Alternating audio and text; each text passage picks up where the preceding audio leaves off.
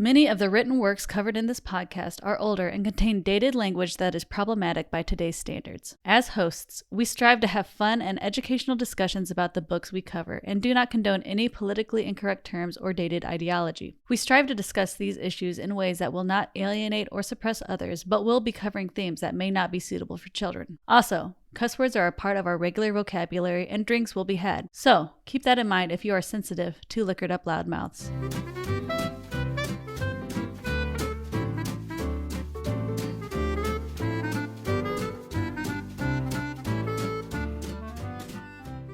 Welcome to Liquor and Literature. We are a podcast, a book club, and a happy hour. My name is Lauren. I'm Amber. And I'm Sam.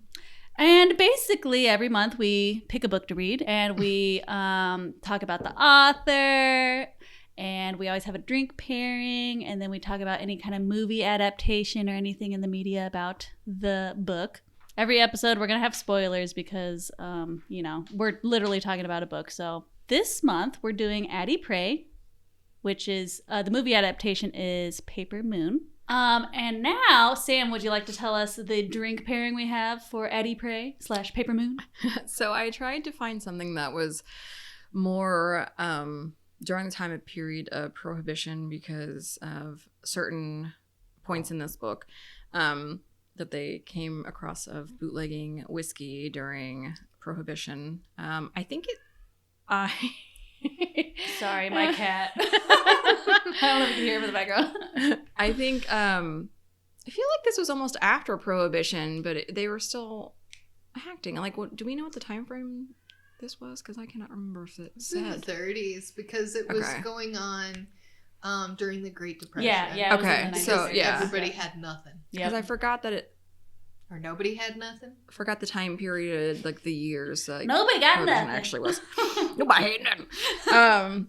So they steal some bootlegged whiskey and they try to resell it to the bootleggers. So I kind of played off that and decided I wanted to do a whiskey cocktail.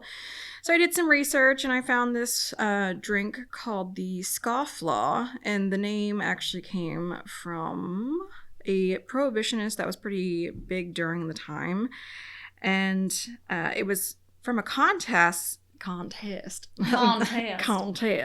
that he had put together to basically try and name these degenerate illegal drinkers. So scofflaw was the term that was coined because of that. So basically this came about because of that, and it was actually made and dreamt up in Harry's New York bar in Paris.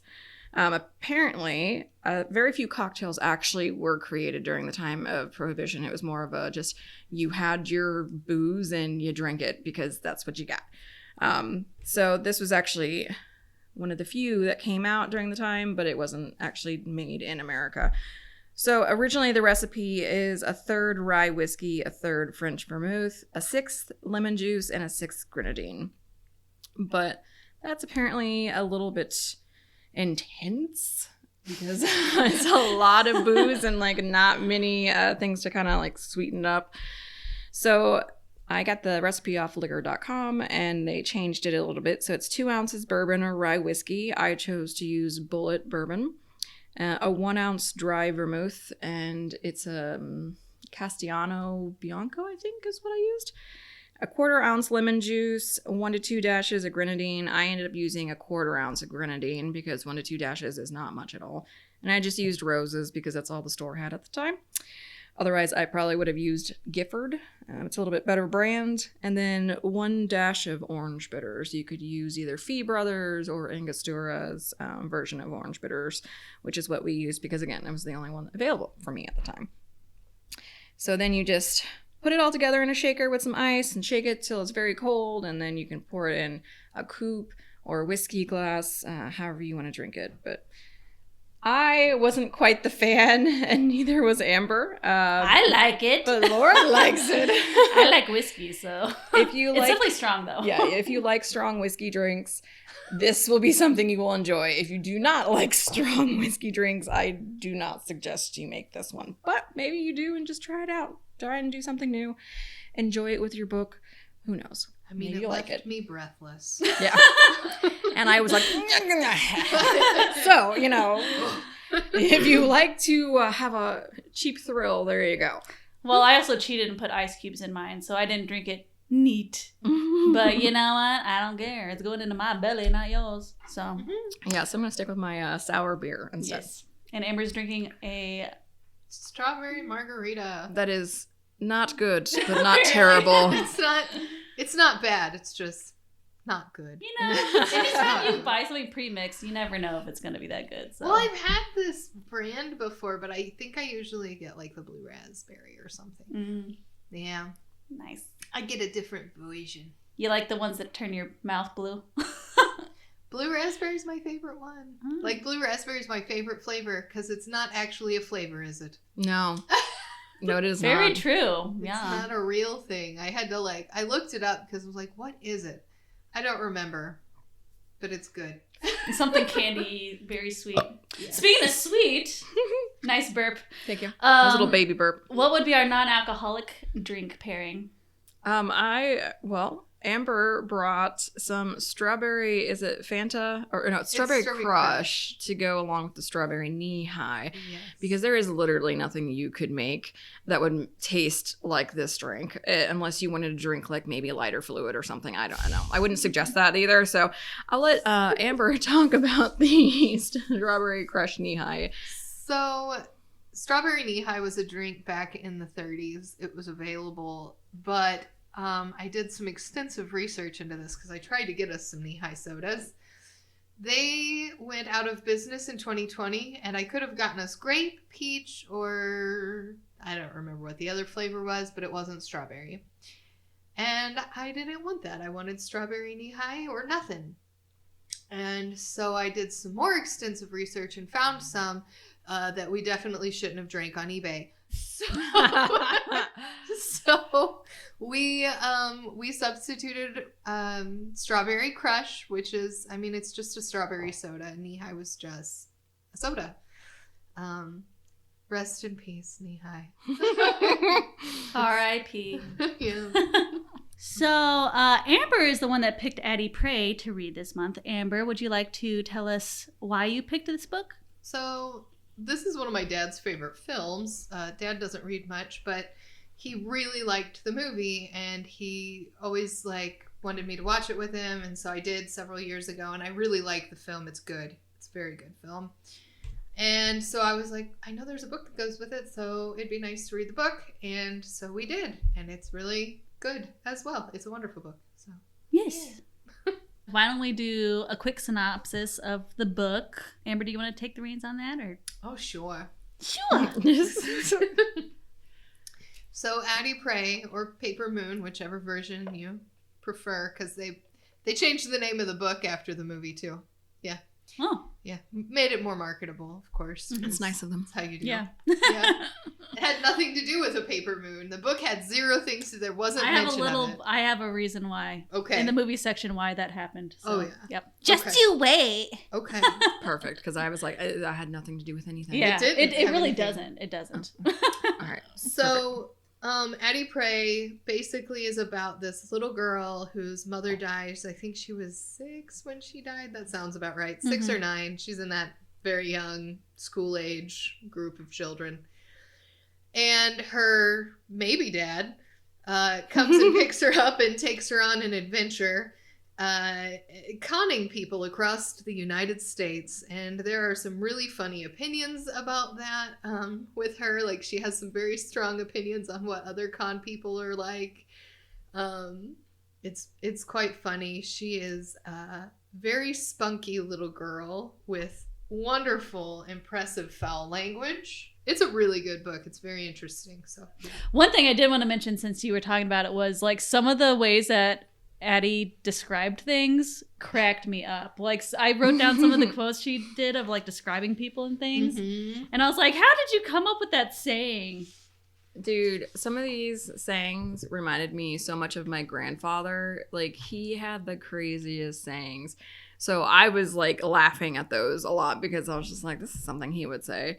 And I actually highlighted a couple of those too because I was just like, this is an amazing way to describe somebody. Well, and also the fact that, like, they have that southern drawl going on, so I could Mhm. just imagine her saying it like that way as like a little girl. She's just like, what'd she say? I don't remember who she was talking about, but she was like, made us as conspicuous as 2 turds in a punch bowl. Yeah. Which I'm like, that makes I don't remember that, but that's 2 fantastic. turds in a punch bowl. Like this one smirking like a possum floating in cow plop. Yeah.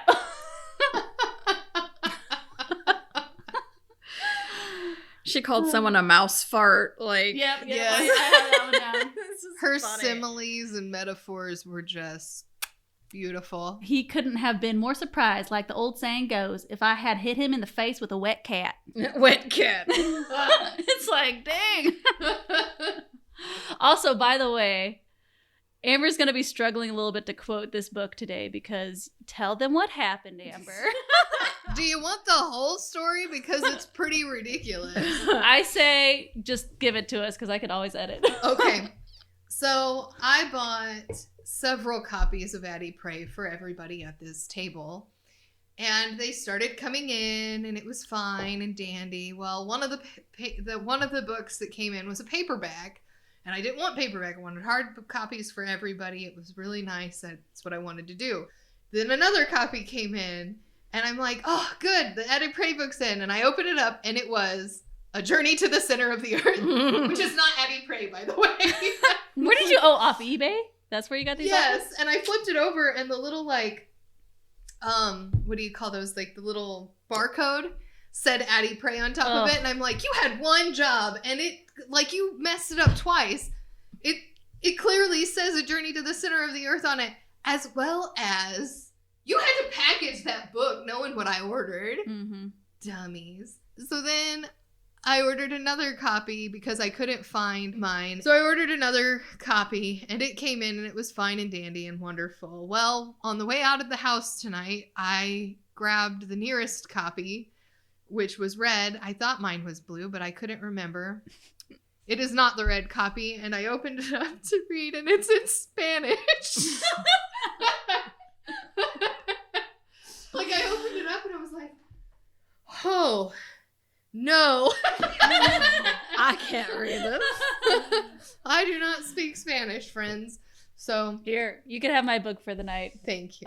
I don't know how much that'll help, but at least you'll have something. I think that this is like almost the same as the one I have. Yeah. That is hilarious. So- Why don't we dive into the history of the author background? Amber, you want to kick us off? He was actually kind of a badass. Oh, yeah? I don't know anything about this man. Me either. So he was an author and a journalist. He was born and raised in Birmingham, Alabama, which I wonder why the setting's in Alabama. He married Mildred Harbour, and he had 2 sons. He divorced while he was in the service and married Frances O'Reilly and had a daughter. So he had 2 sons and a daughter. He traveled a lot as a freelance writer and wrote many short stories, many books, and a couple of them ended up being bestsellers. I think actually Paper Moon was a bestseller, which you would not know because it's really hard to find copies of. And there might be more you might be able to find more copies of Paper Moon, but I was really trying to get Just the original Addie Pray. title. Yeah, probably they switched it to Paper Moon and never went back. Yes. He was actually a decorated war hero, and he was a paratrooper in World War II, and he parachuted into Normandy during the D-Day invasion. Damn. Yeah, so he's kind of a badass. I didn't write a book about that. Probably shitting himself the whole entire time. He was awarded a Bronze Star, a Purple Heart, and the French Croix de Guerre. I took French, guys. The French Croix de Guerre with Palm for his service. I don't know what any of that means. Well, I know what the Purple Heart and the Bronze Star are. The French thing, don't ask me, I don't know. His first novel was Stars in My Crown, which was a book based upon an earlier newspaper published short story entitled Grandpa and the Miracle Grindstone. There's a movie adaptation. I like the second title best. I do too. Yeah. He wrote a book entitled Kings Go Forth, detailing his experience in World War II. And there's actually a film adaptation of that as well. And then he wrote the book Addie Pray, also called Paper Moon, which was renamed after the film adaptation. Brown grew up in the Depression era, and his book details some of the things people faced at the time. He died of a heart attack in 1976 at the age of 60. Dang. That's kind of young. It is. I'm really great at writing notes. He died of a heart attack in 1976 of a heart attack at the age of 60. I must have been exhausted when I wrote my notes. Did we say his name? Joe David Brown. Oh, okay. I didn't know if you said his name at the beginning of the thing. We I probably did. I made sure that I We are all exhausted, folks. And also, this is the first time we recorded midweek, and apparently it's not a good time for us to record. We're all like, meh. Yeah. Why don't we start off with, her and Longboy. Well, what's his, real name, though? Moses? Is it Moses? Moses Pray. Moses Pray. Yeah. Moses Longboy Pray. So they asked about get into that, but cahoots. I don't remember why. Yeah, I don't know. They don't even call him Longboy in the movie. They only call him Moses. They called him Longboy because he was so tall and skinny. Oh, yeah. That's what they told him. They said, why do they call you Longboy? And he's like, oh, it's because I shot up so fast after 8th grade. That's what it was. Were they talking about his penis, though, really? But, Girl, that's what I was thinking, but I was like, don't say nothing. well, there was... Don't say It was in front of Addie, and they were they asked the mom. So let's talk about the mom. Yeah, let's talk about Addie's mom. So she plays such a minor part in this movie. She is literally deceased before this book even begins. In the first page. Yeah. The first thing that happens is so she dies. Essie Mae. Essie Mae here, I think she was a lady of the night. Mm-hmm. I don't know if she was a lady of or the she night, was just but a she lady had of loose good means. time. What did she? You met my mama in a barroom. Yeah. She was a fast woman, if you will, because apparently Addie had 3 potential fathers. Sounds like Mamma Mia. The southern version of Mamma Mia. Right? The southern, very poor version. Yes. But she may or may not have been paid for services. Yes. You know what? She was open to her sexuality. She was before her time. Exactly. I don't judge. Nope. Not judging this lady. But she died in a car accident. And then there was no one left, basically, for Addie to go to, except for her aunt, which was in St. Joseph, Missouri. Mm-hmm. Which is where Longboy's trying to take her, right? But supposedly, but they get distracted quite a bit. Well, they're completely distracted the whole entire time. I don't know that he ever intended in the book to take her there. Yeah, I don't think, because they mentioned it one time. Yeah. I feel and then it went away, and that's why when we were watching the movie, I'm like, well, this was in the movie, but was he even trying to get her anywhere in there? I don't think it didn't he seem was. like it. Yeah. He said he was going to take her there. But it was more of a punishment aspect, a threat. It wasn't he really was gonna Well, initially he said he was going to, but I think it was more keeping up appearances in front of all of the good neighbors that might be you can't take that child away and run scams across America. Watch me. Well, watch me. I can do what I want. There's no laws that I care about this. So. There's never a thing that says that she was his, but he seems the most likely candidate. Yeah. And they say he kind of looks like her? They have a resemblance or no? There was in the movie. Yeah. But I don't remember there being a resemblance in the book. I feel like he pretty much took her in willingly, but without pretty much knowing there's a really good chance, but didn't ever admit it. Also in the book, they knew each other pretty well. He'd always been in Addie's life. Mm-hmm. In the movie, it was kind of he didn't really know her. He just showed up at graveside. Yeah. So they actually had a relationship of some sort before this. Bye, Essie Mae. I just know your ass is still warm. Good sign off. Yeah, look, I actually was just reading. So he was supposed to take her to Aunt Billy's in Anniston, which I think is also in Alabama, but I don't know. He's like, I'll go buy you some dresses first. And then they mention it one other time. She's like, I'm not going there. I have no interest in going there. Mm-hmm. Didn't Longboy tell you he was going to take you to Anniston in a new car? I ain't going. Well, what do you mean you're not going? I ain't going to no old Aniston. Well, but Sugar Pie, who's going to take care of you? Well, you're my daddy. You're supposed to take care of me. Oh, honey, we was just making believe. I looked at him. Ain't you my daddy? Aw. Well, now. He began opening and shutting his mouth. I scooched up in the seat and turned my head toward the window and pretended to cry like my heart would break. Aw. She's conning this con man. Yeah. Hey, look suppose we could take a little trip for a few days. Heck, there's no reason why we have to go to Aniston right away, I reckon. Maybe after a few days we'll. I didn't pay any attention after that. I was getting sleepy, and I knew I wasn't going to no old Aniston. When it came to dealing with me, Long Boy just didn't know a bee from a bull's foot. A bee from a bull's foot.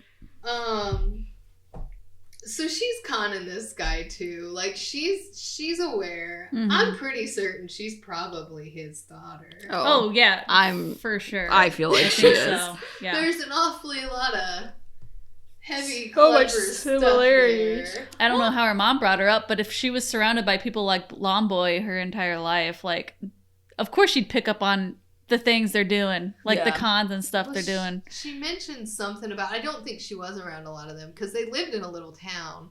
And she mentioned something about an ice cream guy who would give her extra scoops of ice cream and look at her funny sometimes. Yeah. And she thought he was maybe her dad. He might because also be there a was pervert. mention- I don't think it was. He might have been. I think there could have been. There were like funny. 3 potential guys, and she's like, and some other guy that we don't talk about. Like, I think he was like a baseball player or something. He was supposedly from St. Louis too. Oh, nice. Yeah. So, See, one of the were cards. they were talking about Decatur, so I was like, obviously Illinois, right? But then the way they were talking about St. Louis made it seem like it was like way north. So I was like, is there a Decatur, Alabama, or Mississippi, or whatever? I have no idea. I don't know. I don't know. Me and geography are not friends. Me neither. So Don't ask us, friends. We have no clue what's going on the map. nope. It could also just be made up. So Yeah. there's that possibility.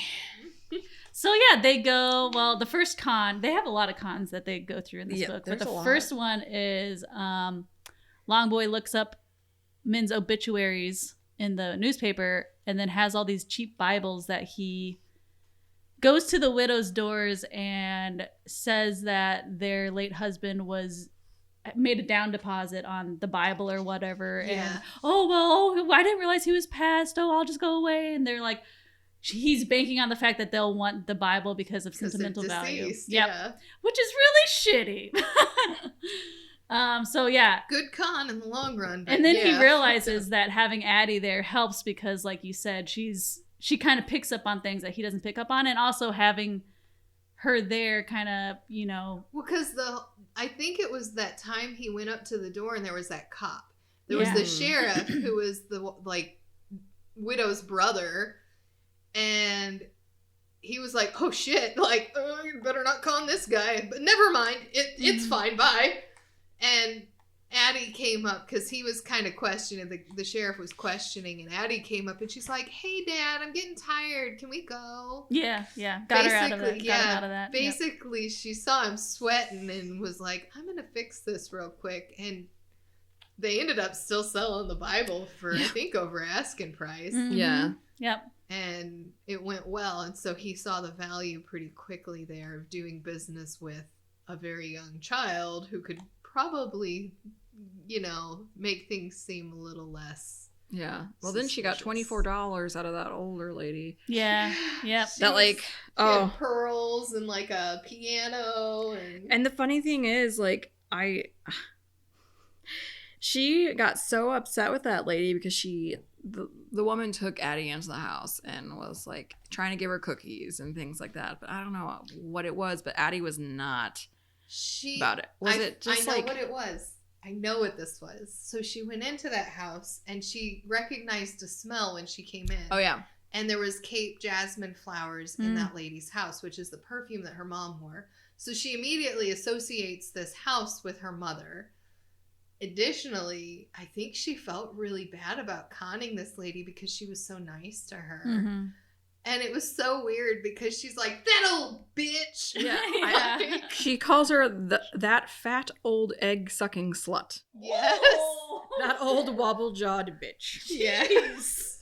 I did not write that one down. And she was crying, she was crying. Big tears. I think she felt guilty, and I think she missed her mom. Yeah, I could see that. Yeah. I forgot about the Jasmine. She went on the defense. Yes. Yeah, because she was feeling uncomfortable. And it's I like don't a trauma response. Yeah. I don't think she had processed her mom's death. Well, she's also so young. She is young. You know, like it's hard to process something like that in general, let alone when you're how old? She's like 7 I think she was or 8? actually 9. 9. She's 9 and like when the story is happening. Yeah. Yes, but the thing about that too, she's old enough to recognize what death is. She no longer has that magical thinking that kids would have. Age 7's usually where that disappears. Like, I caused this, or, you know, they'll come back, whatever. That's 7 and below.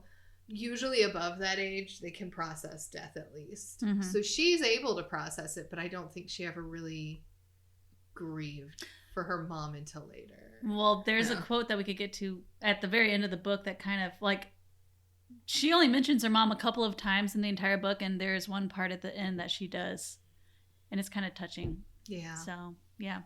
Yeah. And also, I feel like that's another thing. Like, she grows a lot throughout this book. I feel like, I don't know how long of a time span it's supposed to be, but I just feel like she does mature a lot throughout the book. Yeah. So. Yeah. I just think in general she's a lot more mature for her age. She is. There's some things she sure doesn't understand. There was that one quote. He's like, "How much do we have?" And she's like, "Enough to get your pole greased, I reckon." And I was like, "Oh my god!" My page opened to that because I was like, he didn't realize she knew what was going on. Yeah. All those lady callers of his. Yeah. Mose was a pretty popular gentleman. Yes. Oh, another thing I want to point out about the Bible thing was I loved that some of the widows were like, "Fuck it, I don't want that Bible. He was a piece of shit." Yeah, There you go, girl. I was going to mention that too, because there's that one that like practically was about to beat his ass because she was like, "Get the fuck out of here. I don't want that." It's like, good riddance. Yeah, I'm she's free like, now. I'm glad he's in the ground. Yeah. Like, wow. Yeah, it's like, what was it? The one she was like, "I'll pay for it, but you take it to that bitch across the street because that's who was really in love with him." And I was like, wow. Scandalous. That's some neighborhood tea going on. And you know, that's like, the thing is, like, at the time, you didn't really talk about your husband like that because you were just supposed to be a good, subservient wife, and like they could just beat your ass and it would be fine, you know. Easier once they're dead. Yeah. And she was like, "I'm glad." Yep. So then after the Bible stuff, Addie had this like fascination with FDR. Remember that? Yes. And she like wanted to go see him because I guess he was gonna be, there was a parade or there was some kind of he's like gonna be speaking off the train or whatever. They did that a lot during the 30s and stuff for campaigning.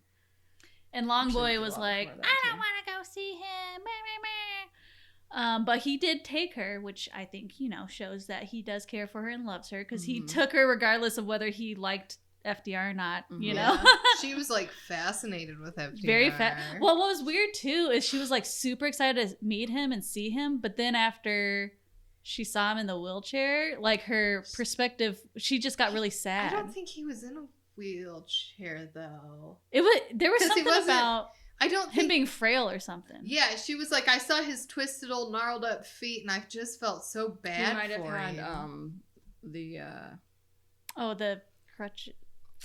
It's like the arm ones. Yeah. Yeah, I can't. Not like an actual crutch, but it's like he was always either seated or he'd kind of lean on something so it looked like he was capable of walking because it was like a weird braces. They were braces, yeah. But I thought that was fascinating that like her perspective just changed as soon as she saw him. Yes. And I don't know what that was about, whether it's like, oh, she really had confidence in this guy and then from seeing what he looked like, she thought he wasn't as like powerful or something. I don't know. I think it's just because at that time they made him seem like this great, huge like idol, and he did a lot of great things.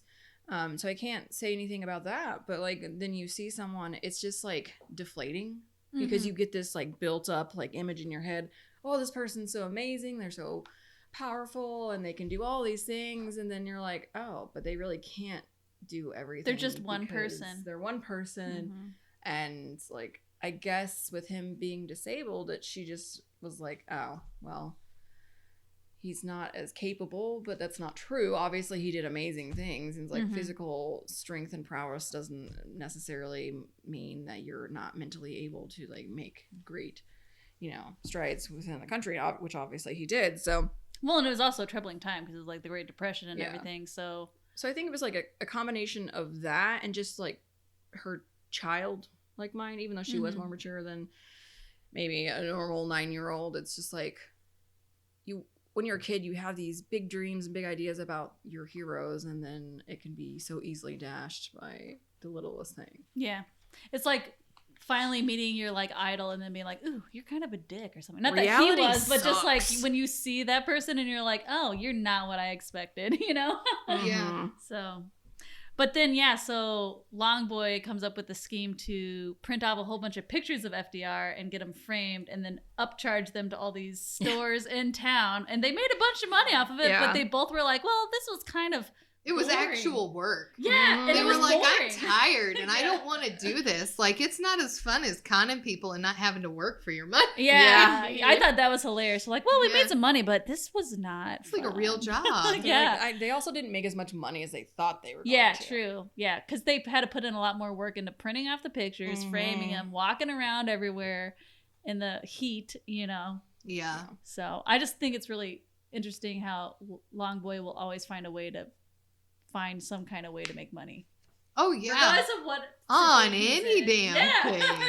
Kind of Yeah. impressive. She started picking up on that shit, Oh, too, yeah, though. definitely. Yeah, no, I feel like they were partners in crime, but no one was higher leveled con than the other one. They both had their strengths, So then, Longboy meets Trixie Delight. Miss And Trixie Imogen. Delight. Oh, I personally loved and hated Trixie. Yeah. In LA. Yeah. She was a bit of a con artist herself. She was most definitely a con artist of herself. With her hoo-ha. Oh, well, I mean... Con artists with a hoo-ha. But she also had some kind of stipulations. You had to pay a good price for her hoo-ha. She wasn't just giving it away. No pennies on the dollar. You had to have at least $5. Mm-hmm. That's a lot during then. Oh, yeah. It was a lot during then. And also, she recognized that Longboy had money, and so she was going to do a long con on him. Oh, She wasn't giving it up for him because she was gonna get as much as she possibly could. Well, and Addie knew that, and that's one reason why she didn't like her. Well, they even touched on that in the movie, and which they did not come out and say in the book. I don't remember them saying it anyway. When she was talking to her on the hill to get her back in the car, they didn't do that. and she's like, sometimes I'll get a nice dress or a nice dinner or whatever from him. She's like, but your daddy, he's gonna like basically take care of me or all these things. So can we just get in the fucking car? Yeah. Well, we'll talk about it in the movie, but was so great. Madeline Kahn was the perfect actress to play her. She was. Like, she's so fucking hilarious. Hey, honey. Oh, son of a bitch! She falls down her fucking a hill in her silk stockings and shit. Oh, And then man. she's like, immediately snaps back to her sweet southern. I mean, me and Addie were just having a conversation. Conversation. I was just like, Let Miss Trixie sit up in front with a big old tit. did you just say that? It's not in the book, friends. No. But it was It's great in the movie. Great part of the movie. And then Imogen is basically, how did the arrangement was in the book that she was basically supposed to be her servant. She was supposed to be like a paid servant. Yeah. But Trixie wasn't never really paying being paying her. She was taking advantage of her. And Because she knew that she didn't have anywhere to go. yeah. Yeah, she had a lot of other brothers and sisters at home, and her family couldn't really afford to take care of her, so they basically were like, well, go with this fancy white woman. She's going to be able to take care of you and pay you and all these things. But really, honestly, Trixie was just a selfish bitch and didn't do anything like that. And just ordered her around. And also pretty racist. There's a part where I forget what Trixie said, but she's like, I wish I could just slap her or smack her or something. It was like some kind of abusive thing to Imogen. I'm like, dude, like, you can't fuck. Oh, it was whip. which I was like, oh, that's even worse than smacking because she's Trixie a black was girl. a bitch. Which in the book, I was actually pleasantly surprised at, like, because most of the time when you read books about this time area, there's not a lot of positivity towards people that are black. They're just they're not nice, and so it's unfortunate.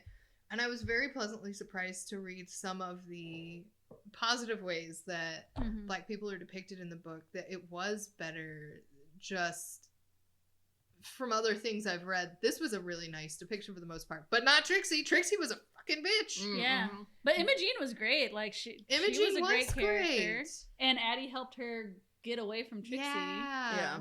So let's talk about that whole scheme.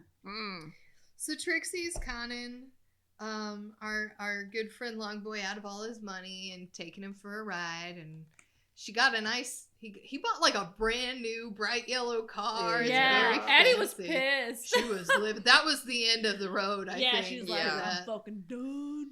Because she was like, I want to my work. fucking money too. Yeah. It's like, we're on vacation, honey. She's like, I don't want to be on vacation. I want to be working the cons. Yeah. So he bought this car, and she's like, I knew that was the end of it. Like, he was just wrapped up. So they go to this hotel, and Addie catches on pretty quick that the bellhop has a little crush on Trixie. And so he was creepy. He was a creepy man. He was. I don't think he was quite as creepy in the book as he was in the movie. That man that plays him in the they're both very creepy. Yeah, I didn't like he was creepy in the book too, like a ventriloquist dummy.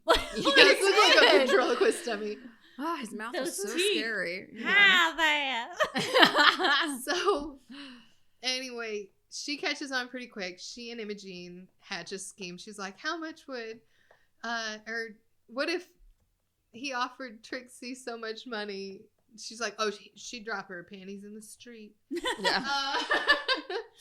So, and it was true, basically. Yeah. So she hatches this scheme where she kind of makes a love connection. She's like, hey, she has a crush on you, blah, blah, blah. You should send her a note. So she does, and then Addie copies the letter to the best of her abilities and adds a little extra in there about, hey, I'll come up in a few minutes to service you, basically. Yeah. Or basically have you service me. Yeah. And she puts a little cash in there to get rid of Trixie permanent. A little, friends. It was $25. Yeah, okay. Mm-hmm. 25 was a pretty big deal back then. Yeah. Yep. And then she gives Imogene enough to get home. Yes. It was like $30. Yeah. Yes. Yep. And then she arranges it for Longboy to go up and walk in on that situation, which is upsetting to Longboy, of course, and not what you want to walk in on.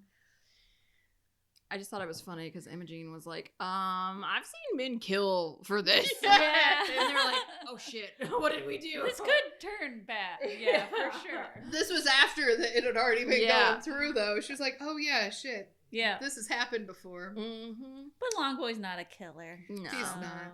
And he definitely, like, fell hard for Trixie in a way that I don't think he fell hard for other women that were in this book that he was with. So I do think he got his heart broken. But you know what? But maybe he was also just kind of hurt because he might have realized later that he was being conned. Oh, well, so I did write this quote down whenever they're driving away after Trixie's gone. He sighed again. Babe doll, he said mournfully, I want you to promise me just one thing. When you grow up, don't be the kind of woman who goes around deceiving men. Promise me that. Yeah. I tried to hide a yawn. I promise, I said, the old fool. So, like, that's she like definitely her conned term him. of endearment for him, the old too. fool. But I don't know if he actually realized what she had done. I don't think he did at all. Because she's definitely smarter than him in a lot of ways. Mm-hmm. You know, even street smart wise. So I don't think he ever realized that that was all her and Imogene's conniving thing, plan. But also, like, Addie's already that woman conniving and deceiving men. Yep. So, too late. Yeah. Oh, so I had a revelation this morning, and this doesn't make me seem very smart, but I was like driving over here. No, it was not this morning. It was I was driving over here, and I was like, "Holy shit! Is that?" So one of their cons is like a quick change artist, and I was like, Yeah. that's what that is. Like, I was just like, oh my, I guess I never realized how exactly that worked. And then it dawned on me, and I was like, that's exactly You're not what dumb. is. I need you to, I put a note being like, I don't understand this money thing. Cause I'm just like so confused with They did it better in the movie than they did I don't in the know book. how they like distracted him somehow. I don't know. Amber, if you know how they did it, let me know, because I was like, they definitely would catch me with that. Like, they take all my money. Yeah. I don't know how. Well, he'd be like, here's a $10 bill. And he's like, you know what? My wallet's kind of, whatever.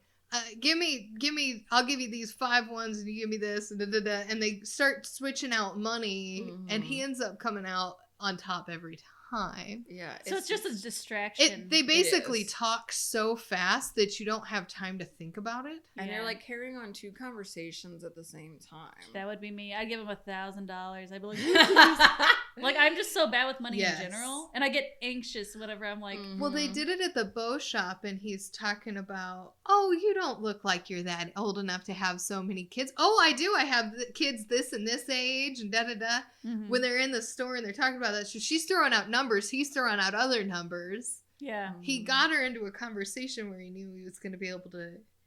And then Addie did that. This was in the movie. Addie did that to that cotton candy guy because she knew he was like, you're a kid, don't bother me. And he was distracted trying to like hawk his wares. Yes. Yep. So she got him to do the same thing, which I thought was really funny, but also not as clever as when Longboy did it, because Longboy was able to. He knew what kind of a conversation to get that old lady into. Yeah. But then they also did 2 on her because they did the $20 bill. That was a different lady, but yeah. The one where they Oh, wrote, yeah. Oh, yeah. That one where he came in and paid with the first, 20. Paid with the 20, but it had like something written on it. Mm-hmm. And then Addie came in, bought something for like $5 $5, and then turned around and was like, I gave you a 20. And Gay's like, no, you didn't. She's like, yes, I did.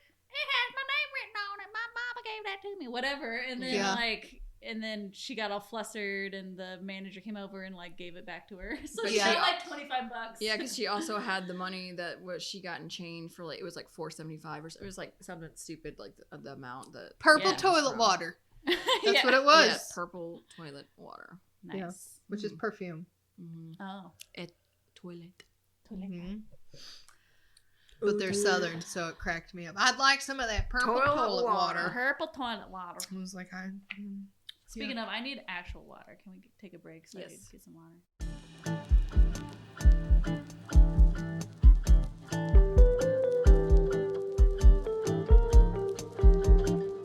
So now we need to talk about Jess Harding, the bootlegger. Yeah, the bootleggers. Which is what Sam was just talking about, and getting caught with the alcohol. Yeah.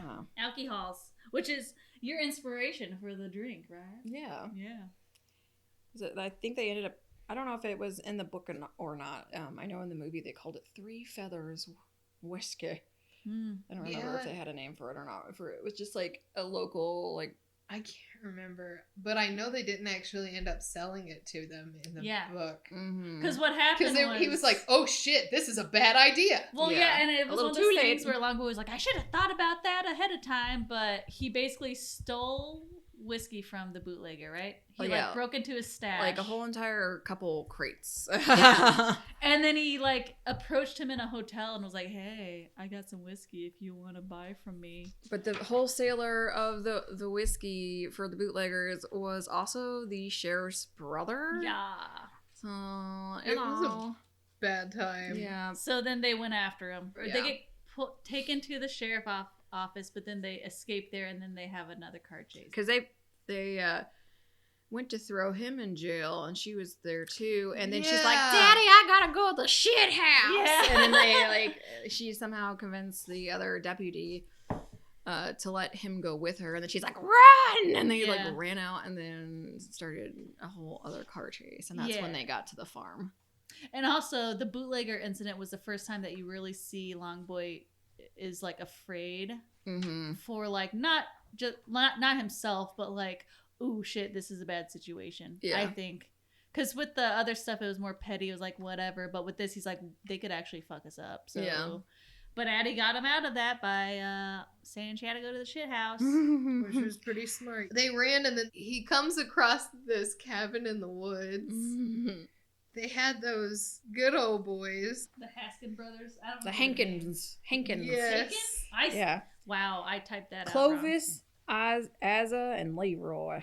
Hankins? Mm-hmm. And they were just very country. But yeah, they were gonna try and swap the brand new. It's like a very nice, brand new, bright yellow car for this old truck that was falling apart. And the boys were like, ain't gonna swap because it couldn't haul anything. And they were really upset about that. But I think it was about the principle of the matter.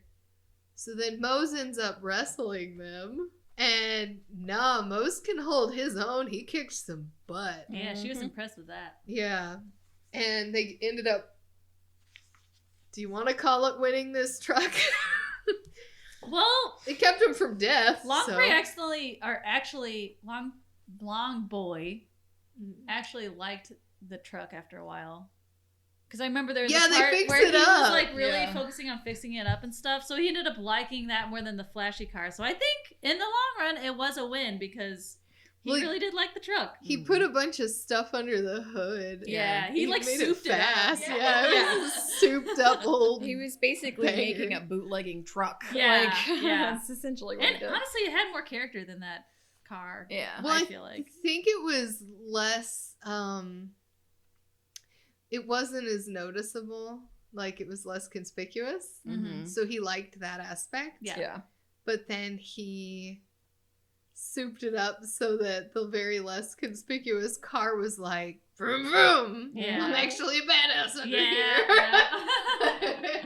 So then after that, they go to The cotton scams. the cotton scams in Yeah. Tennessee. Are they in Tennessee at that I think point? it They're was in in Tennessee. I don't Well, know. they They move around so they much. went to Arkansas at one point, and then they went to Tennessee, and then it ended up in Kentucky. Yeah. So again, with like They were the making money a thing, lot of money. how does the Mhm. cotton scheme work? Can you tell me how the cotton scheme works?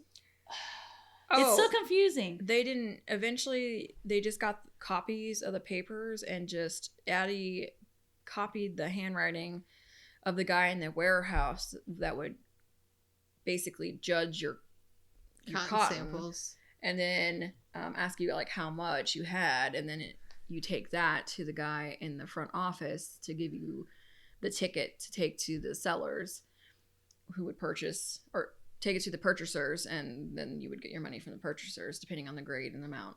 And it was the handwriting from the guy that received it in the warehouse that they were copying onto these pieces of paper that they had basically made his little vouchers. Because they were selling them So they basically didn't actually- samples of cotton. Yeah, they didn't actually have cotton.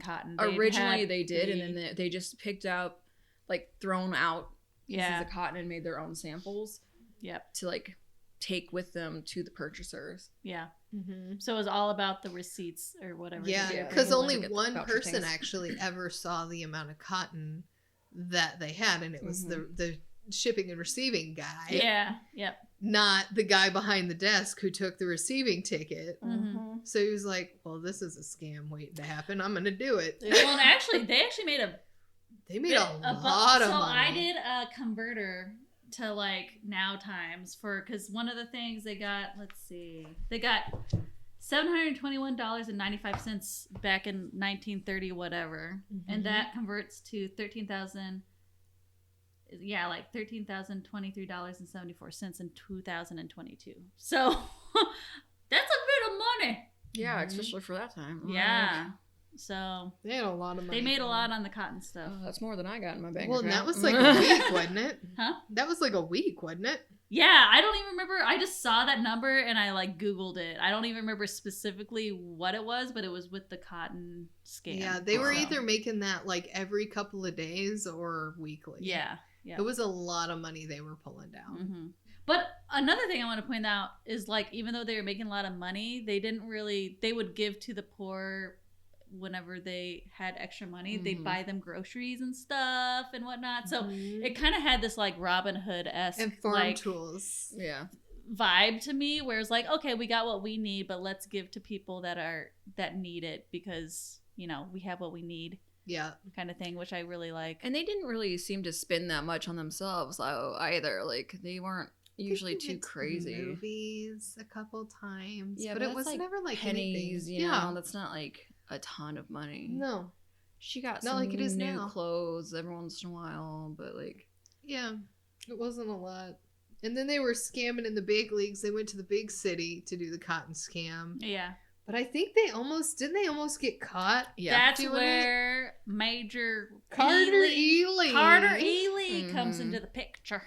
Yep, another con man. So they're at a hotel, and It's Memphis, I think. yeah, I think so. And Addie like finds a telegram or a letter that's supposed to go. It was addressed to Colonel Culpepper, and she saw what room it was supposed to go to, and she read it. And I don't remember what the letter said. Oh, It it's was on in page About the 175. silver mines. Yeah. Yeah, Silvermine. So, so she goes up to his room and she's kind of just like She's scoping it out. she's scoping it out, and he like gets her vibe. He's just kind of like, I kind of see what you're doing, because he's a con man too, but he's like a big time con man. Yeah. Because Colonel Culpepper isn't really his name. Carter E. Lee is his name. Yes. Yeah. And she didn't realize he was a con man either at No. first. Because he's just that good. He comes off as like, oh, I'm just rich and I A do nice a lot of old stocks and man. bonds and business I things, don't but no, he's think- just a bullshitter too. I don't think they knew he was a con man until they were basically in his car and he was like, I just saved your fucking necks, man. Yeah. Yeah. I don't think it was the same day that Addie met him, but like a week or two later. It wasn't, yeah, it Was it wasn't same much day? longer It was like a after. week or So there's a different, a day or two later, whatever. They're like Addie's in the lobby, and Longboy runs in, and there's someone that's like chasing him about the cotton Yeah. Yeah. scam. And Major Carter E. Lee sees what's happening, and he kind of Comes to their aid. comes to their aid, and he's like, "Oh no, he works for me. He's not." He just did the part Jedi of mind this trick on him. life. This is not who, you know, the Yeah. droids you're looking for, like Yeah. thing. But do Yeah. any of you guys envision him as the Colonel from KFC? Because 100%. that is what I do. Okay, it was a combination 100%. between him and Colonel Mustard from Clue. Yeah. That honey baby chow. You know, like that kind of like. Absolutely. It was hard not to. I don't know why. Yeah. that's all I can I see don't in know my if it's because it was like, because it was Colonel. Southern and Colonel. Well, and... one, he was Colonel. Two, he talked about chickens a lot. I was just like, this man in my head was just the Colonel Yeah. from KFC. No, I totally envisioned that. Yeah. 100%. 100%. It was really hard not to. I was like, envision someone else. I was like, Nope. all right, I'll You roll can't. with That's it. the thing about books. Once you have one vision in your mind, it's Yep. staying. There's Colonel Sanders drunk on the couch again. I couldn't remember his last name. I was like, and I was the Colonel. That's funny. They did a lot of really big dealings with him. Oh, can we mention his like health scam? Yes. It was called Prue Yay, and it was like some Yeah. like prune It's yeast to help thing poop, to right? help Yeah. you poop. Yeah. But it was like this big health scam. Which I'd just like to say, if you would like to scam old people out of their money, There you that go. is the way to do it. Prue Making Yay. them poop. As a nurse who has dealt with lots of old people, they are obsessed with their bowels. That's because they're on tons of medicine that That stops cause them constipation. up. Yeah, they are. They are. Some of them aren't and just are obsessed with their bowels. Like, I didn't poop today. I'm like, well, that's okay. No, I need a laxative. You don't. You'll go tomorrow. I And mean, if you I don't, will we'll say, talk. if I don't poop in the morning, my day's off. I will say that, but I'm not telling everybody about that, except people on the podcast Well, right now. now But everybody on the podcast knows. Well, the whole world knows now. everybody, I did poop today, so Yes. Y'all don't want to learn about my bowel movements that don't exist, apparently. oh no, you need some Prue. I'm probably full of shit in so many ways. Prue-y. Prue. Yeah! Can I get a Prue? Hell I just like that he's scamming doctors and only doctors. Yeah. That part was oh. interesting. It's like, they should know better. Yeah. And he's like, they have money to lose, so if they never hear from me again, They should have done their goddamn research. Yep. So along with the Pruyer, they do that oil business scam. Which again, that one was confusing. Okay, all these scams are confusing to me. I'm just not a con artist. Most of them Lauren is an honest person. Then I don't know if it's that I'm honest. I just don't have the brain capacity for all this too much bullshit. Too much. So it took me a minute to figure out the cotton scam, but I figured out the cotton scam. The one that I never figured out, but thought maybe I had almost an inkling, was the silver mine scam. Oh, I completely forgot about that one. I got those. You got those? You know how they work? So you basically buy an interest in the mine. That's what I thought they were doing. And then whatever the mine produces, you get that percentage back. But the mine's not producing because the mine isn't... the letter says it has to have repairs and things like that, right? So the mine can't produce while it still needs repairs. So if you put money into it, then you can get the repairs done to get the interest out of it. But if it's not an active mine, you're not getting anything. So he's just taking these people for the interest that they're paying in, and then they're never getting anything out of it. But nobody ever complains because they knew they were taking a risk in the first place. Exactly. So then how does the oil one? It's kind of like the stock market. That's kind of similar to that, I think. I don't remember the oil one. That's I didn't write the page down, but that's okay. It's probably really similar. Yeah. Good to know that if we want to do a con scam thing, we go to Sam. I am not honest, apparently. I'm confused. We're just like, Sam, tell me how this works. Well, you do this and you do that, and then there you go. There's some money.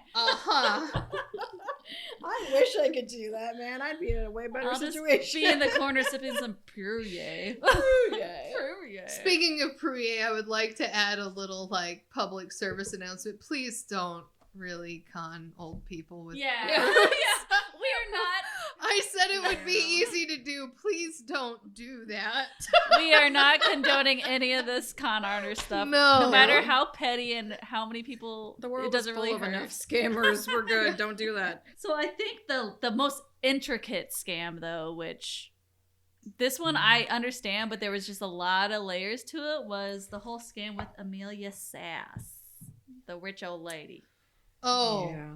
okay. So this one was actually, I felt like a pretty straightforward scam. Yeah, so basically there's this old rich white lady in Florida. No, she's in New Orleans. She's in New Orleans? Yeah. Oh, yeah. She's in the Garden District. Yes. In the Garden District, so. And she had Joe's a daughter associated with Florida, that But it's ended up marrying an artist, and they moved to Florida, right? Mhm. yes, but And they had a baby. They didn't.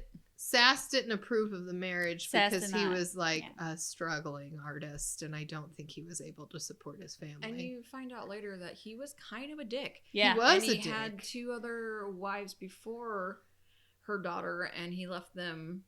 And I don't know if there was kids or not involved, but yeah, he left them, which Yeah, is he was a not a crapple. thing that you were supposed to do back then. So No. El Crapo. She didn't like him for good reasons. Yeah. Yeah. But the daughter perceived it as she just didn't like her Yeah. chosen. So they kind of lost touch, and the daughter moved to Florida with the husband. They had a baby, and then there was a hurricane that happened. It's like a little island, right? Captiva. Mm-hmm. Yeah. And they both died. The adults did. Mm-hmm. Because they were trying to save his precious paintings. Paintings. Yeah.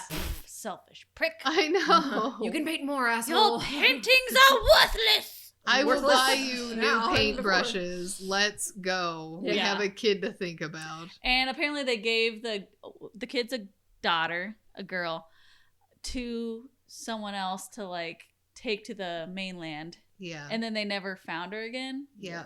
And this girl is around Addie's age. Yep. And Yeah. so Sass is holding on to hope that she's still alive. Yeah. And there was I think there were several pretenders. It's kind of like the story of Yeah. Anastasia, right? Yeah. I think there were several pretenders because Sass had a lot of money. Mm-hmm. Um, But then we also have to talk about Bo. The nephew. The nephew of Amelia Sass. Which he's a piece of crap. He is, and I think he's the only, like, young relative that she has. Like, the only one left. He's the only one left, yeah. Left to stand to inherit anything. He's like a human version of a nematode. Like, he's just terrible. A garbage person. He's basically trying to leech off this old lady in hopes that one of these days she'll keel over and leave him all of everything. Okay, I have another good Addie descriptor. This one's of Beau.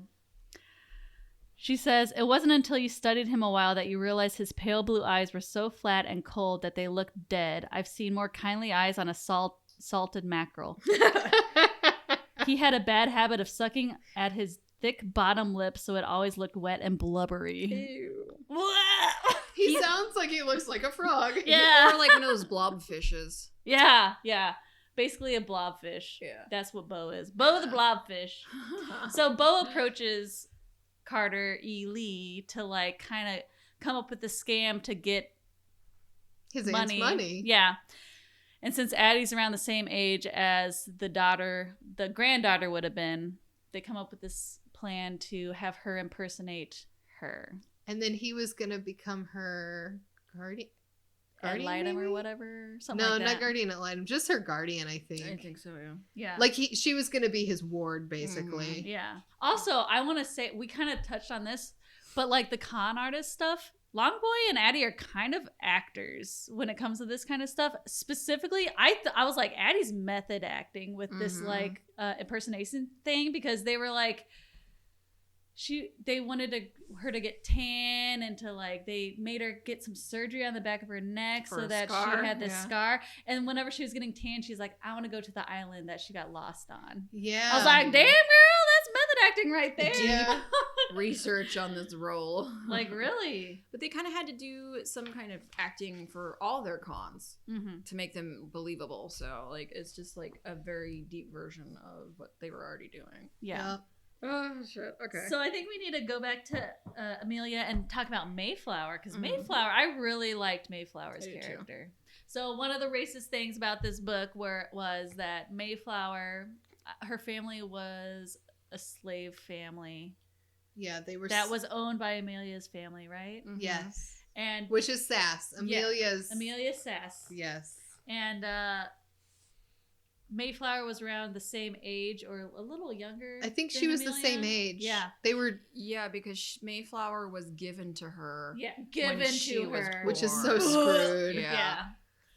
So basically to look after Amelia, but yes, she did do that, but they became more of like a friend thing. They're almost like sisters now. They sisters are. than like a servant relationship or anything, which is good because they take care of each other in the book. And Amelia did like give her freedom to like do whatever. She like was no longer a slave. You know? It seemed like Amelia was going to leave Mayflower the house or something. There was something that she was trying to leave her. She did. She actually deeded the house to Mayflower. Yeah.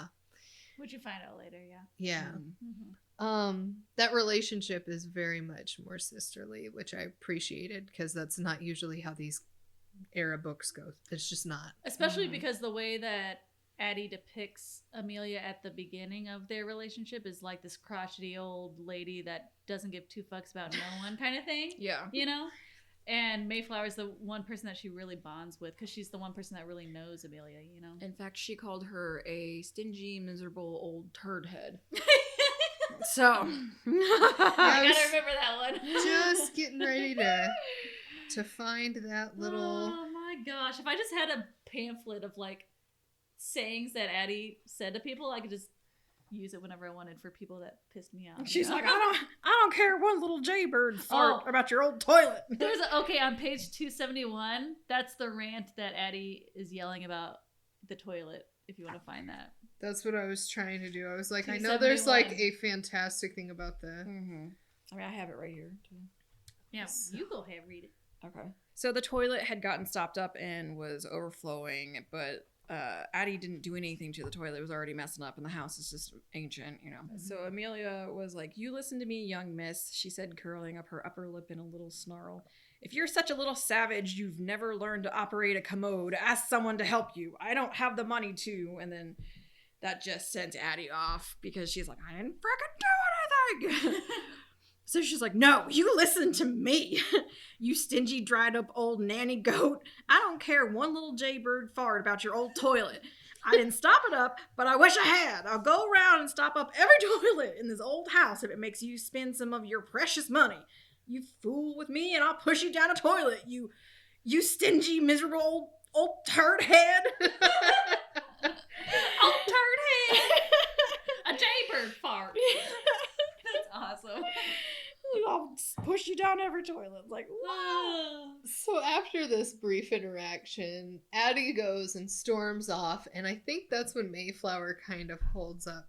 Like, she finds her. Yeah, and that's whenever Mayflower kind of tells her, like, listen, there really isn't Amelia any doesn't have any money. fucking money because there was a dude, Judge someone. Yeah. There was some dude that, like, Amelia trusted to yeah. like invest her money properly in things, and he was like, He was just cutting spending money out. it. He was just spending it, and then the stock market crash happened, and like she lost all of her money. And he ended up writing her a letter, like confessing it, and then he drowned himself. Mm-hmm. So she ended up having no money. She ended Except up for a little bit of utility stocks Yeah. that she got like $600 a year off of. Yes. And she also wrote the deed to the house to Mayflower. So Mayflower actually owned the house, not Amelia. Mm-hmm. And Mayflower was going 2 times a week. She said to visit her niece, but she was actually going to a cafeteria to work. And that's how she was like earning money to feed them. To make sure they had enough. Yeah, she said she earned like $250 a day, and it was enough to just mostly feed them for the most part, but like not. It wasn't a complete. Yeah. And I don't amount. know why Bo thought there was money. Well, because there was I know a he thought trust. she was stingy. There was a trust that was set up for him before she lost all her money. It was So like he has that $150 trust, grand. and that's what. So after Addie finds out about this, she comes up with a scheme with Longboy and Colonel Mustard to get back at Bo and get that trust money back to Amelia and Mayflower. Yeah. Mm-hmm. Because he's the one that has all the money now, kind of thing. They got it so that basically the plot was to make him the guardian so that he would be responsible for any debts, for managing all of their shit. Mm-hmm. So like anything he had, he was fucked, and he was well off. He was doing all right because he didn't need her trust in the first place from the sound of it. Yeah. He was making his He's own just being money. greedy. He was a greedy little shit. Yeah. And so getting him was a really nice, like, cherry. Yeah. He You just know? seemed like a whiny bitch too. He in was general. a whiny bitch. And he Yeah. tried to like go back on his agreement with Major Lee as well. So like he was trying to get them to take even less than what they had originally agreed on. Yeah. So Major Lee was like, yeah, let's We'll go ahead and fuck this guy. Well, it was just such a the longest con scam that any they'd of them ever seemed done. like Like, done, yeah. Addie was by herself living with, not by herself. She was living with Mayflower and Amelia, missing Longboy, trying to impersonate this girl. She was feeling guilty about it. Mm-hmm. So once like she found out that they didn't have money, she was like, okay, tables have turned. hold up. Hold up. Yeah. We are gonna fuck this guy over. Flip it, Yeah. reverse it, fuck you. So they basically just bought all this stuff to renovate the house, bought all this food, all this fancy stuff, and just charged it to Bo because he was gonna be the one responsible for it. Yep. And so they end up pretty well off. Yep. Yeah. Yeah, because Mayflower was still able to keep the house. Mm-hmm. Yeah. It was nice. It was a nice turn of events, and it seemed like Addie stayed with them for quite a bit after.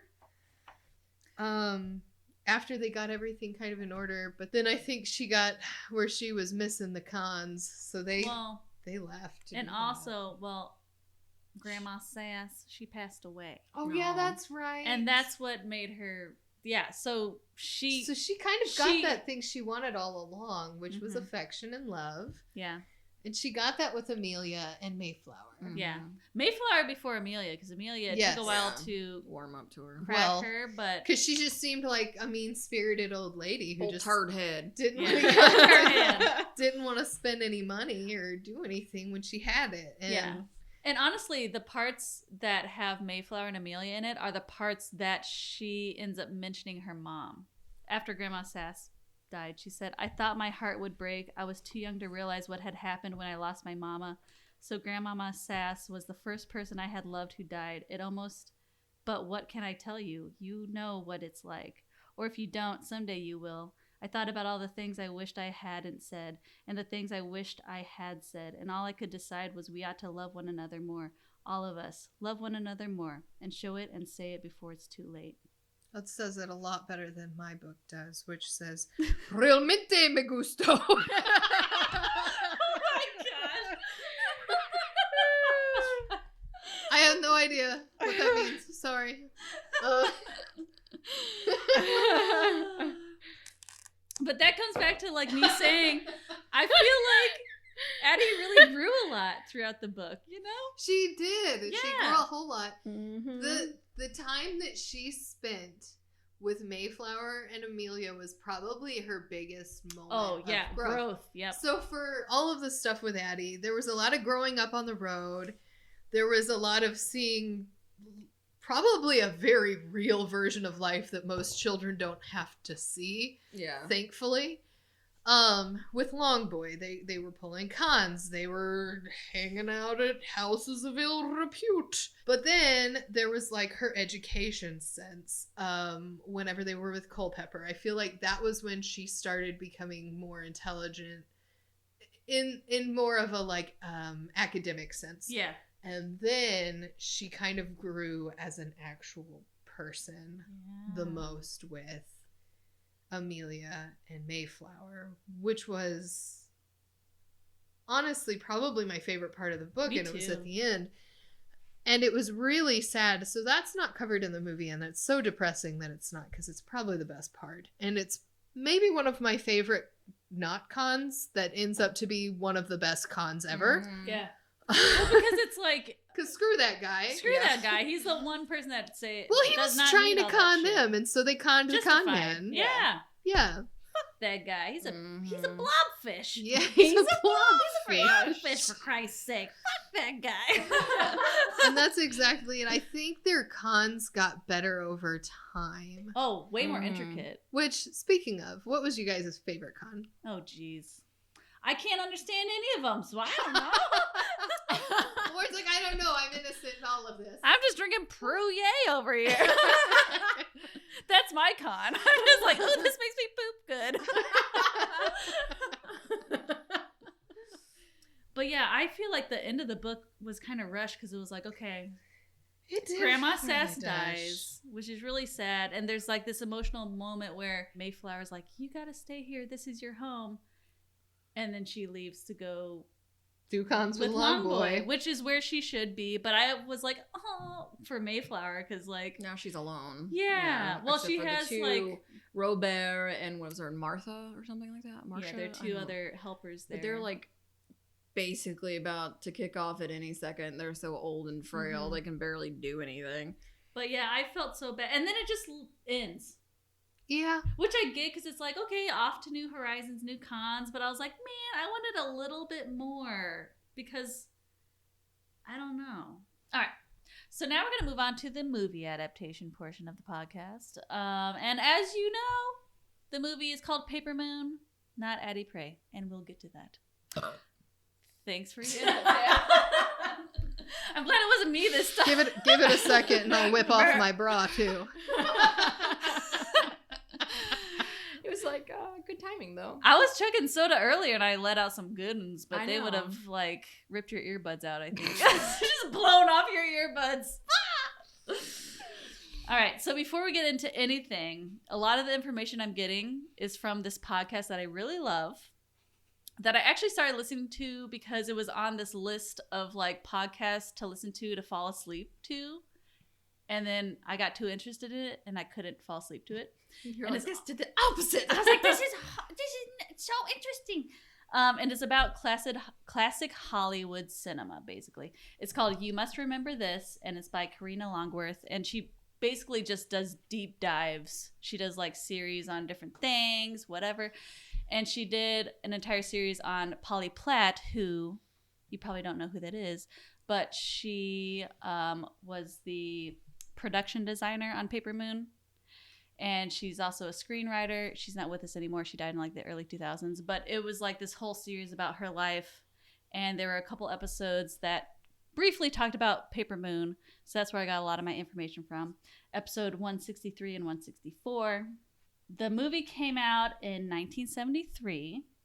And it was directed by Peter Bogdanovich, who was married to Polly Platt at the time. Or actually, I think they were separated. They had this weird off and on thing. He's not a great person. He cheated on her a lot with specifically Sybil Shepherd. It's a whole drama thing. Listen to the podcast. He sucks. But basically, she worked on him with a couple more movies after they separated, and one of the last ones was Paper Moon. Joe David Brown, the author, was also one of the writers on the screenplay. It starred Ryan O'Neal and Tatum O'Neal, who were father and daughter. Ryan O'Neal was real hot, but he was a real asshole. Yeah. He was very attractive, though. He was. Like, oh, hey, pretty. Yeah. So originally, it was going to star Paul Newman and one of his daughters. But the reason why it got, like, that Ryan O'Neal and Tatum O'Neal got booked was because of Polly Platt, because Ryan had been on some other movie that she had been working on, so became friends with him, blah, blah, blah. She knew Tatum because she saw him hanging around with her dad, and was like, she's the one that should play Addie. So the whole reason why Tatum O'Neal was cast was because of Polly Platt. But yeah, Tatum O'Neal's childhood was not the best. Her parents divorced when she was younger, which is not a bad thing, but her mom was like not great, kind of had alcohol issues and drug issues. And then she got moved in with her dad, and her dad was kind of not the best person either. So yeah, it starred Ryan and Tatum, and then also Madeline Kahn as Trixie, who was amazing. And I just know her from everything Mel Brooks. I mean, Young Frankenstein, best role ever, I feel like. But yeah, she was a great addition to it. And then Randy Quaid actually had a cameo as one of the Leroy dudes Hankins. that like fought with him. He was the one who actually wrestled him. Yeah, and I mean, just imagine Randy Quaid in overalls and no shoes and just in a shitty torn up shirt. That is, you don't even have to imagine it because you've seen it. Like, that's just him in like normal everyday life if you think about Randy Quaid, you know? Yeah. He definitely got typecast because, I mean, he played Uncle Eddie and all these like random ass weird roles. You know, he's good at the weirdo roles. He does them so well. Yeah. He does. Mm-hmm.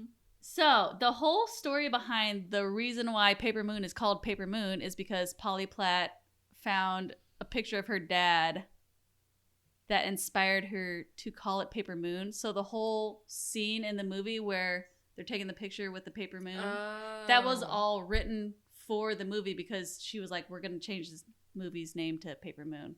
The fuck? Just because it was inspired by one of her like pictures of her dad. And the author was like, yeah, that's fine. Yeah, that works. And then they like added because there's the song, you know, so I guess there was a whole added thing to that. But bizarre. Yeah, it had nothing to do with the book or anything. She just she found like a picture of her dad and was like, oh, hey, yeah, that works. Let's call it Paper Moon.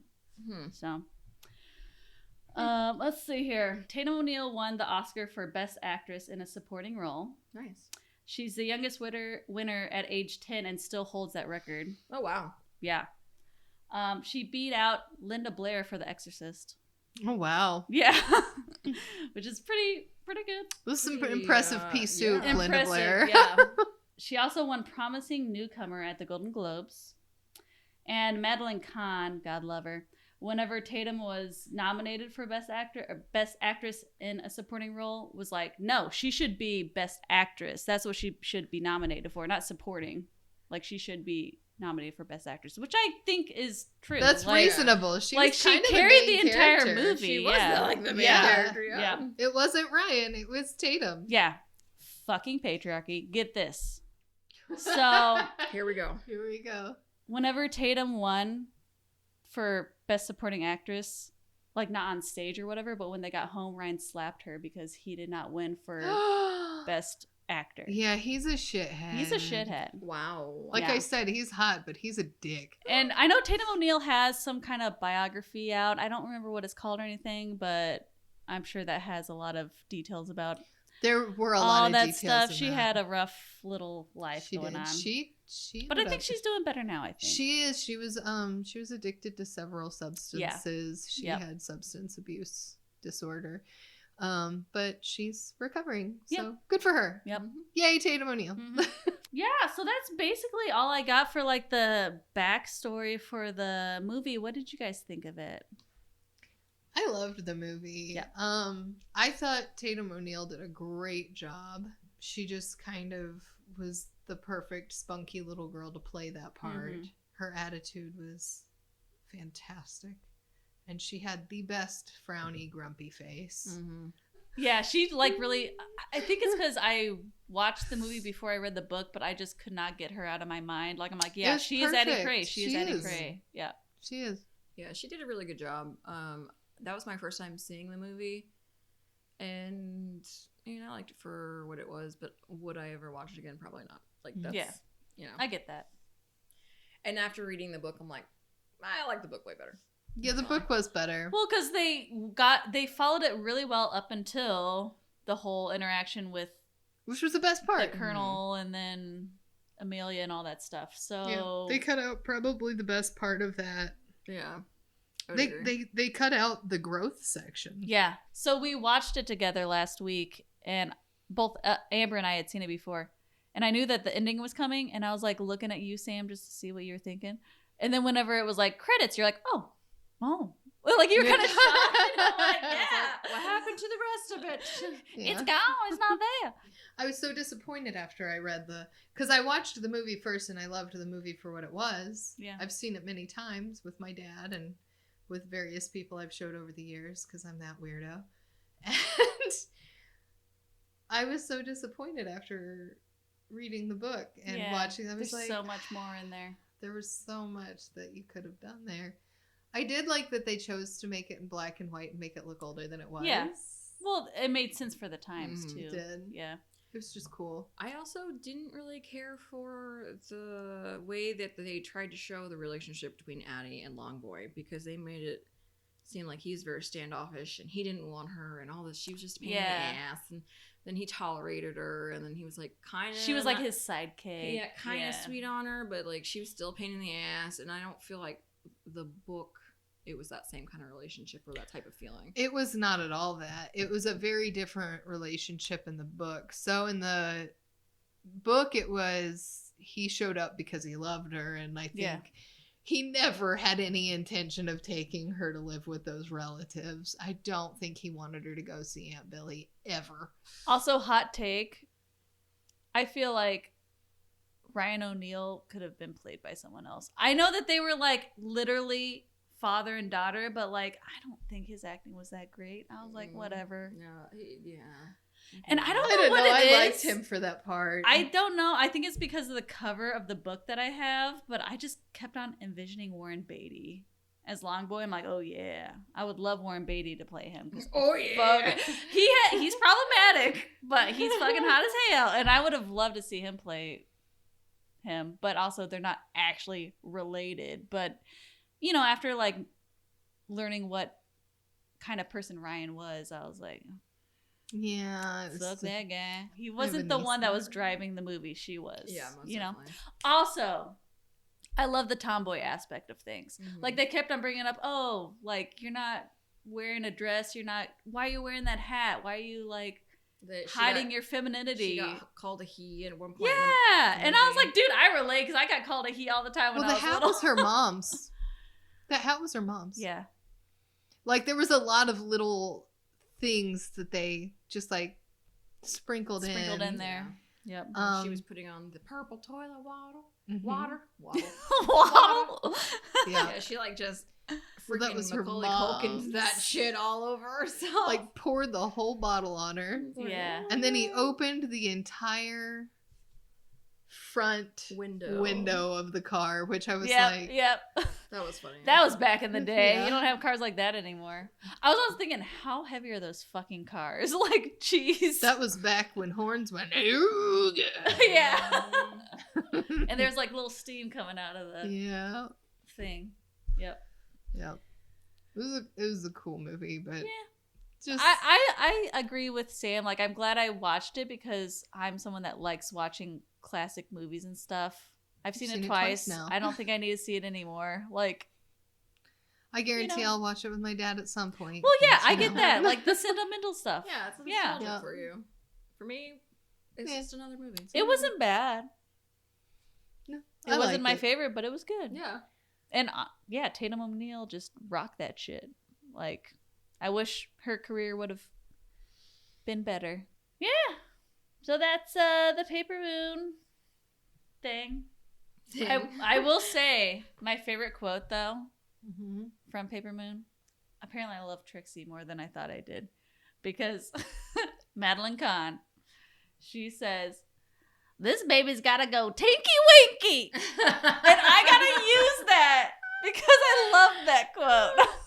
This baby's gotta go tinky winky.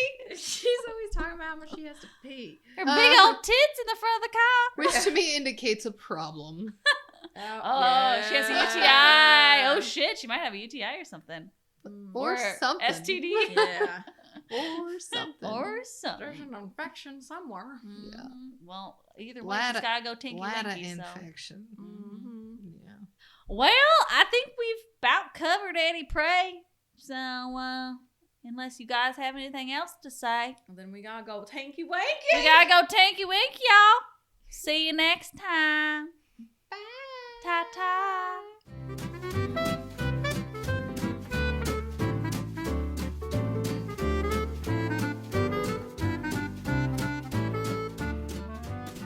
Audio engineering, logo creation, and social media content was produced by Lauren Ranney with Ranney Film and Video. Stock music tracks have been provided by Motion Array. Find us on Facebook and Instagram at Liquor&Literature Podcast, where you can dive into more details about the books, authors, and movies we cover. You can find all of our episodes at liquorliteraturepodcast.podbean.com.